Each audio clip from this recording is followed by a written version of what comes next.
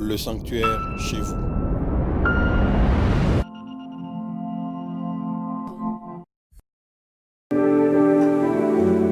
Shalom frères et sœurs, shalom là où vous nous suivez aujourd'hui.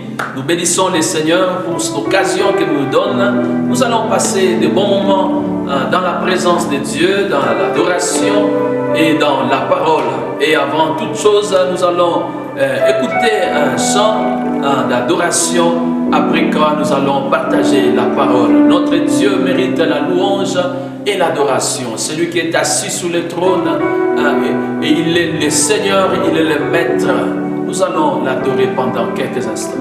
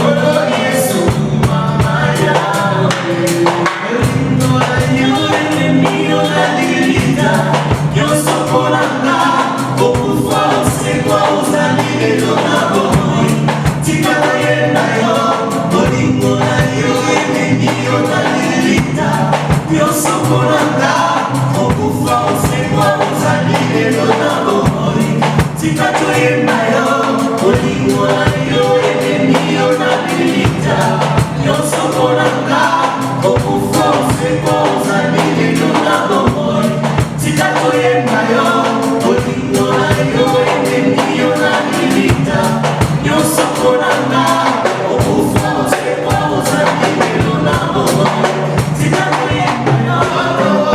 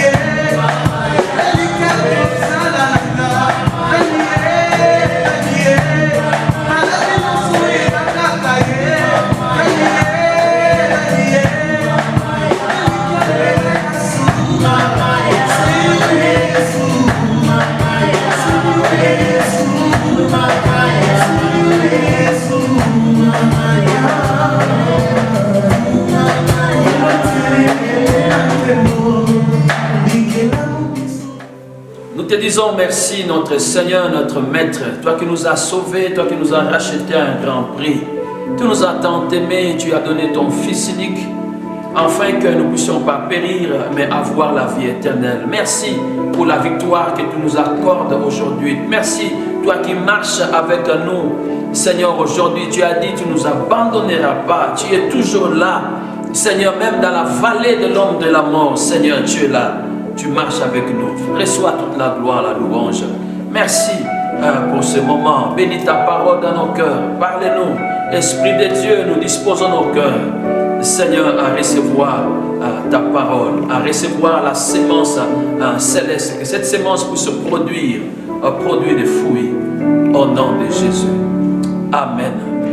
Nous allons continuer notre message d'aujourd'hui sur comment marcher dans la victoire dans les combats spirituels, comment expérimenter la victoire que le Seigneur nous a accordée à la croix, comment nous pouvons vivre dans la victoire. Et nous avons dit premièrement, il est important d'avoir l'assurance de son salut, d'être sûr qu'on est sauvé. Deuxièmement, nous avons dit, il est important de bâtir sa foi sur la parole de Dieu. Nous avons insisté, nous avons dit que les combats spirituels consistent premièrement et essentiellement à tenir ferme dans sa foi.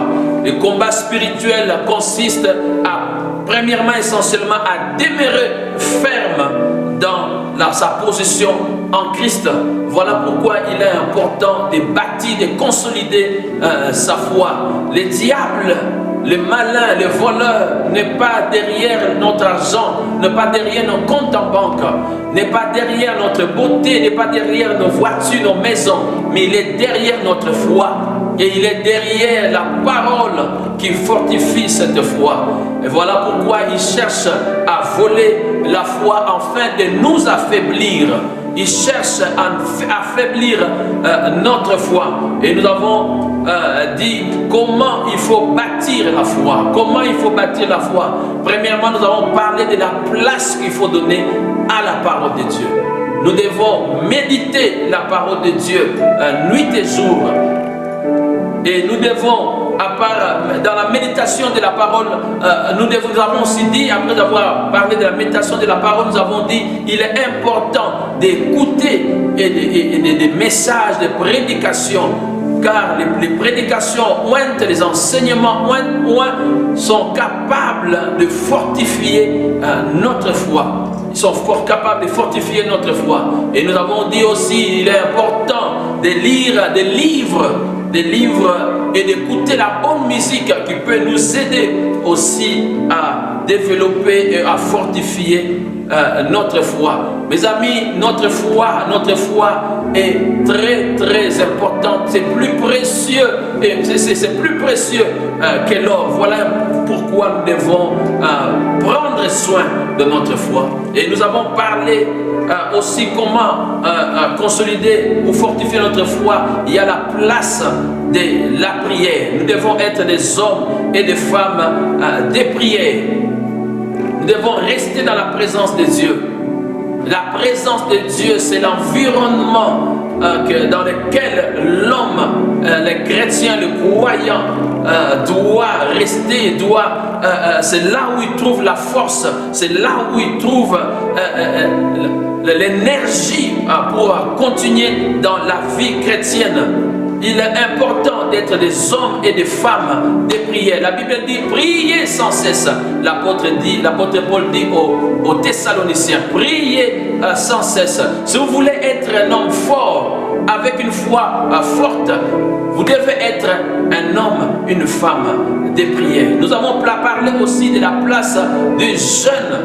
Les jeunes fortifient notre foi. Les jeunes fortifient notre foi. Nous avons parlé de ces passages là où les disciples n'ont pas pu chasser les démons, guérir un enfant qui était malade à cause de la présence des démons, alors que ces disciples étaient habitués à chasser les démons. Mais devant ces démons, ils n'ont pas pu. Devant ces cas, ils n'ont pas pu réussir. Alors qu'est-ce que le Seigneur leur a dit? Il a dit, c'est à cause de votre incrédulité. C'est à cause de votre incrédulité. Voilà pourquoi vous n'avez pas pu chasser ces démons. Et plus tard, le verset après, il leur dira que ce genre de démons ne peut sortir que par la prière et par le jeûne. Donc il y a une relation entre la foi et les jeûnes. Quand nous passons du temps dans le jeûne, cela fortifie notre foi et cela nous permet à affronter même des situations difficiles. Cela nous permet à affronter des cas même impossibles. Mais parce que nous avons passé du temps dans la présence de Dieu, dans le jeûne et prière, cela fortifie notre foi afin que nous puissions faire face à certaines situations. Et voilà pourquoi il est important de savoir comment jeûner. Il est important de savoir la place du jeûne. Ce n'est pas seulement le fait de jeûner qui change des situations, mais le jeûne influence notre foi. Et notre foi après le jeûne doit être en principe différent et nous rendre capables d'affronter, de nous accorder la victoire. Alléluia. Comment fortifier notre foi? Nous avons dit, il y a la place de la parole de Dieu, il y a la place de la prière. Comment fortifier la foi? Nous devons veiller à ce que nous entendons, veiller à ce que nous écoutons. Nous devons soigner nos oreilles, protéger notre cœur en soignant nos oreilles. Nous ne devons pas nous laisser, nous ne devons pas accepter d'écouter avoir toutes les informations. Nous devons veiller à ce que nous entendons. Nous ne devons pas donner notre oreille à tout. La Bible nous dit dans Marc chapitre 5, versets 35 à 36, la Bible dit ceci, en parlant de Jairus. Comme il parlait encore, survinrent les chefs de la synagogue et des gens lui dirent, comme il parlait encore, survinrent les chefs de la synagogue, des gens qui dirent, ta fille est morte, pourquoi importuner davantage le maître?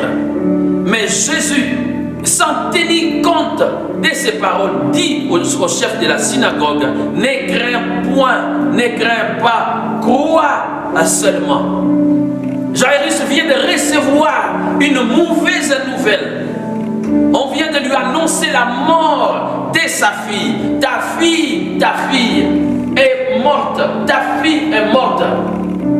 Il y a de quoi paniquer, il y a de quoi trembler. Il a reçu de ses oreilles une mauvaise information. Mais le Seigneur lui dit, ne crains pas, crois seulement. Ne crains pas, crois seulement.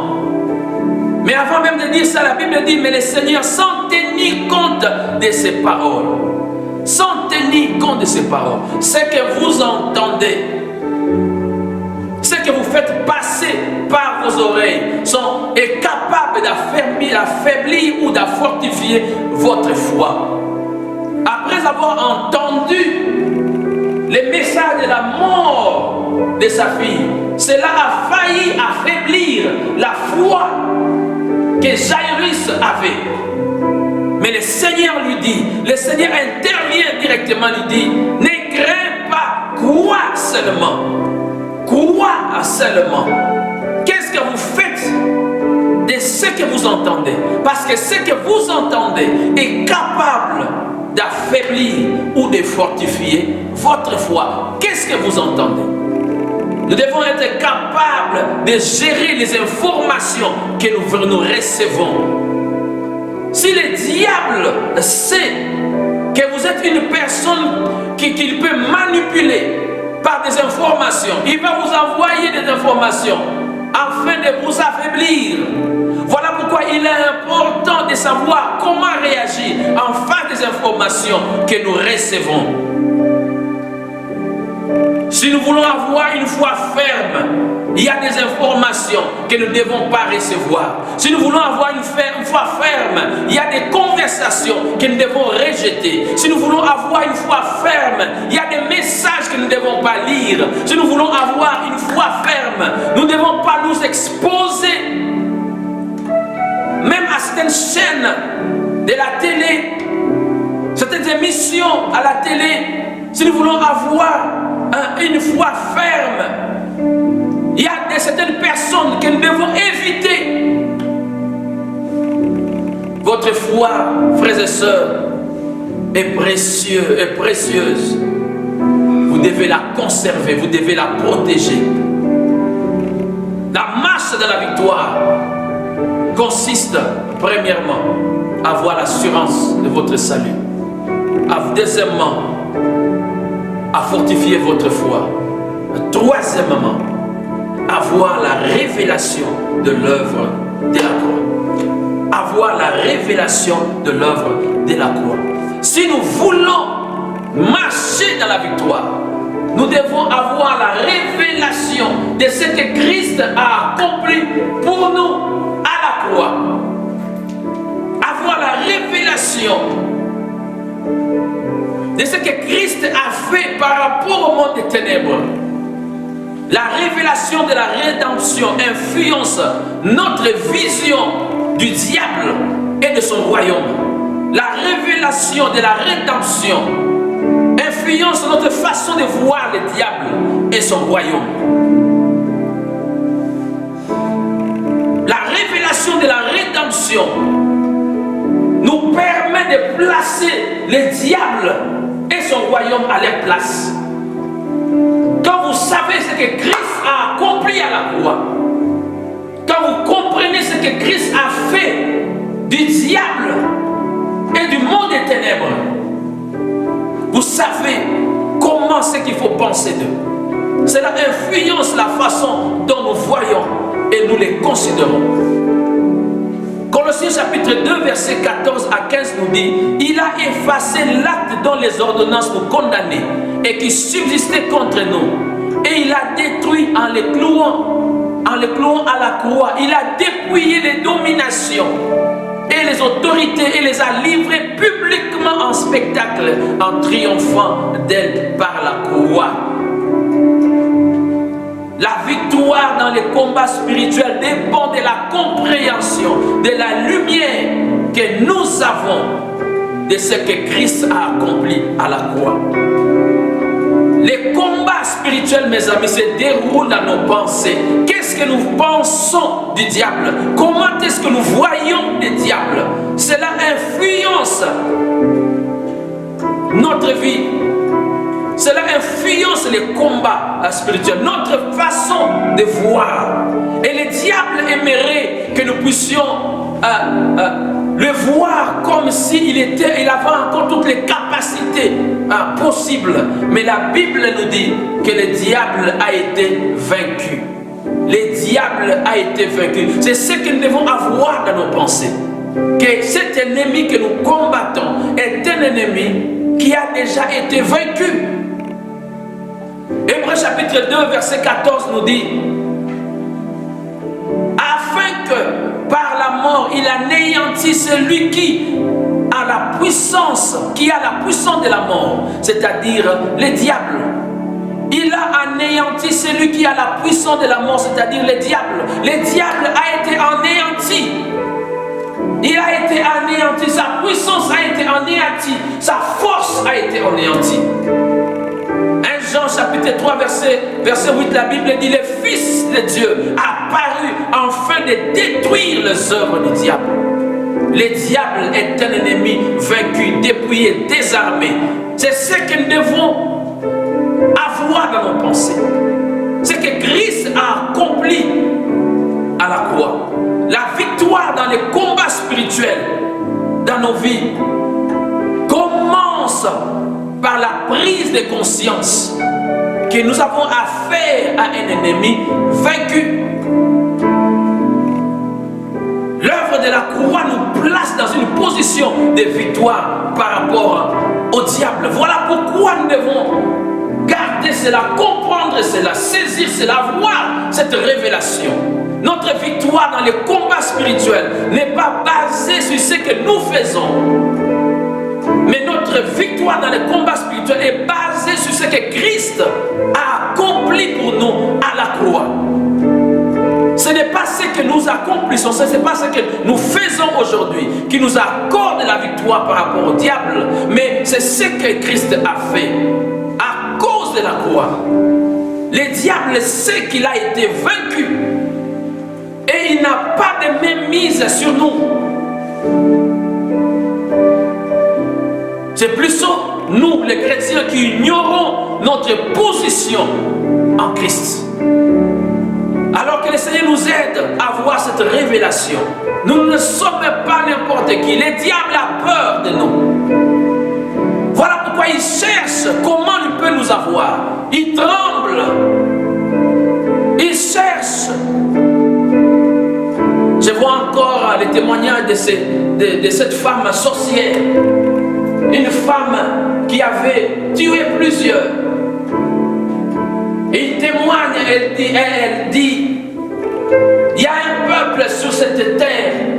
Si ce peuple savait ce qu'il était réellement, ce peuple allait diriger le monde. Et cette dame sorcière, elle parlait des chrétiens. Nous ne sommes pas n'importe qui. Nous ne sommes un peuple que le Seigneur s'est acquis par son sang. Et il nous a accordé la victoire. Nous avons affaire à un ennemi qui a déjà été vaincu. Et nous devons avoir cette révélation et marcher dans cette révélation. Que le diable a déjà été vaincu. Alors, qu'est-ce qu'il faut faire encore pour marcher dans la victoire? Qu'est-ce qu'il faut faire pour marcher dans la victoire? Quatrièmement, il faut connaître les armes et les utiliser. Dans ces combats, il y a des armes.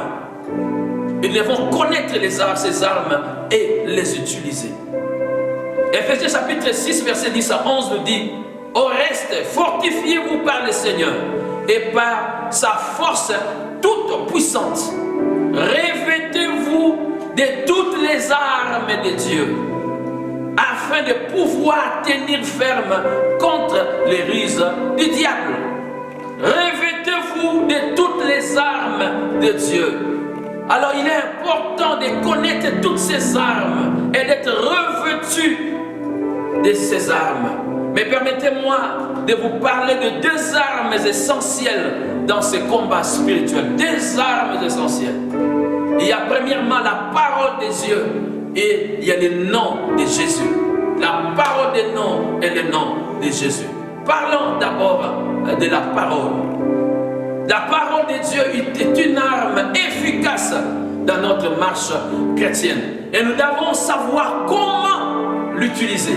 Comment utiliser cette arme pour marcher dans la victoire? C'est une arme très efficace. Et le Seigneur nous donne l'exemple quand il était tenté par le diable. Nous voyons cela dans le livre de Matthieu chapitre 4. Le Seigneur n'a pas utilisé autre chose que la parole de Dieu pour vaincre le diable. La Bible nous dit, à partir du verset 2, dans le livre de Matthieu chapitre 4, la Bible dit: après avoir jeûné 40 jours et 40 nuits, il y eut faim. Verset 3, les tentateurs s'étant approchés lui dit: si tu es fils de Dieu, ordonne que ces pierres deviennent de pain. C'est ça l'attaque que le diable a lancée au Seigneur. Mais comment est-ce que le Seigneur a répondu à cette attaque? Verset 4, la Bible dit: Jésus répondit: il est écrit, l'homme ne vivra pas de pain seulement, mais de toute parole qui sort de la bouche de Dieu.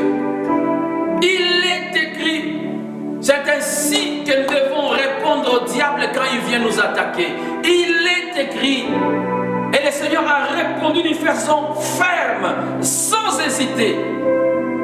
Voilà pourquoi il est important de connaître la parole de Dieu, afin de savoir répondre au diable par ce qui est écrit. Non pas par ce que nous pensons, mais ce qui est écrit en la parole de Dieu. Verset 5, la Bible dit: le diable les transporta dans la ville sainte et les plaça sur le haut du temple et lui dit: si tu es fils de Dieu, jette-toi en bas. Qu'est-ce que le Seigneur répond encore? Car, oh non, là maintenant c'est le diable qui utilise la parole. Mes amis, le diable connaît la parole.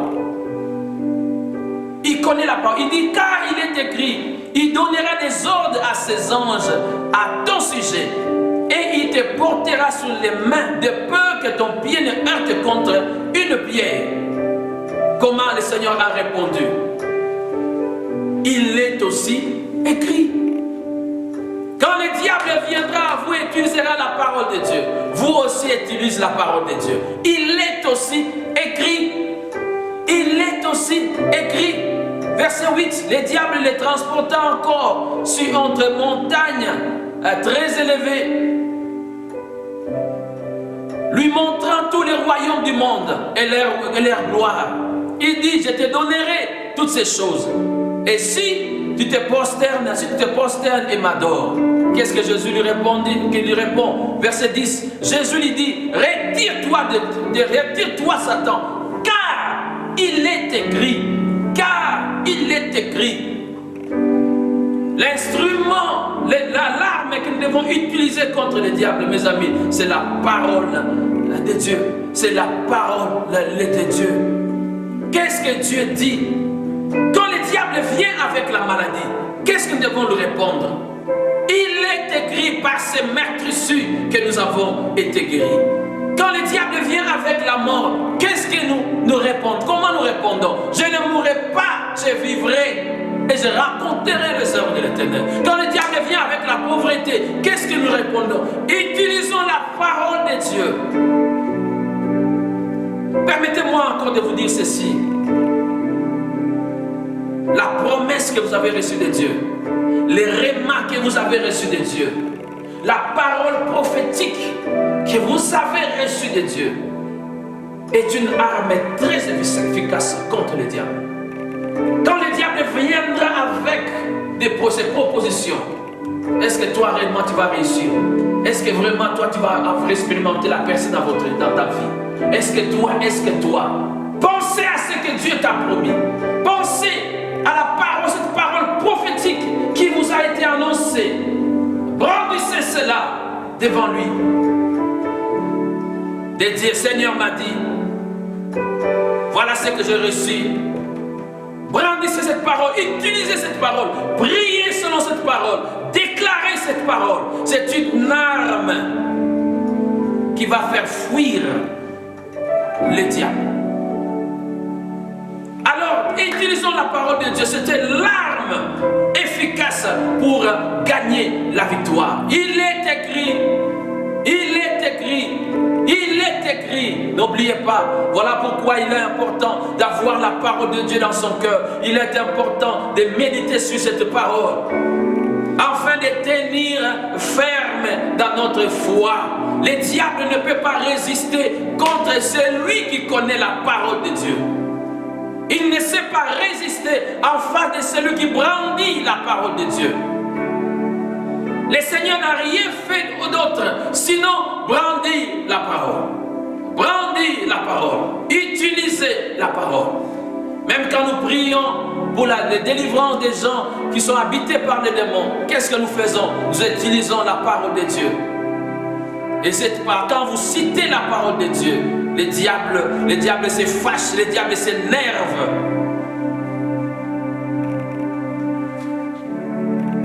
Utilisez la parole de Dieu. Il y a des victoires que nous aurons. Vous pouvez jeûner, prier. Mais si vous n'utilisez pas la parole de Dieu, votre prière, votre jeûne devient vide.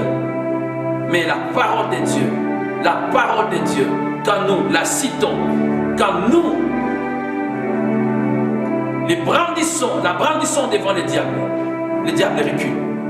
Il est écrit, mais quand même quand le livre d'Éphésiens, chapitre 6, nous parle des armes, la Bible nous dit, le livre d'Éphésiens, chapitre 6, nous parle des armes comme la vérité pour la ceinture, nous parle de la cuirasse de la justice, nous parle du zèle que donne l'évangile nous parle du bouclier de la foi, nous parle du casque du salut, nous parle de l'épée de l'esprit. Toutes ces armes ont une seule base, la parole de Dieu. La parole de Dieu. Alléluia. La parole de Dieu. La parole de Dieu doit être dans notre bouche. Et quand cette parole est dans notre bouche, le diable ne peut pas résister à la parole. La parole de Dieu est puissante. Elle est puissante. Elle est puissante. Utilisons cette arme et nous marcherons dans la victoire. Nous allons continuer encore et nous allons continuer prochainement avec les armes sur le nom de Jésus. Que le Seigneur vous bénisse, que le Seigneur vous protège, que le Seigneur vous garde, que le bonheur et la grâce de Dieu puissent vous accompagner, que vous puissiez marcher dans la victoire, dans tout ce que vous faites, chaque jour de votre vie, que la victoire de Dieu soit votre partage. À la prochaine.